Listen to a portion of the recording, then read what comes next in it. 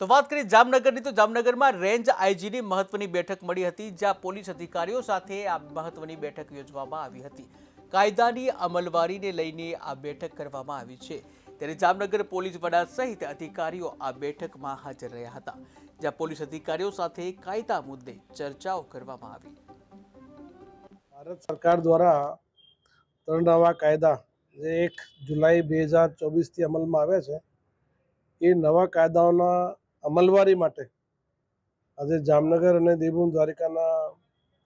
Police અધિકારીઓની meeting રાખવામાં આવેલી છે। નવા કાયદામાં જે નવી જોગવાઈ કરવામાં આવેલી છે, એ તમામ જોગવાઈ અનુસાર દરેક પોલીસ સ્ટેશનોમાં કામ થાય, તેમજ તમામ જે કોર્ટોના જે ગાઈડલાઇન્સ નક્કી કરવામાં આવેલી છે, એ તમામનું પાલન થયા પછી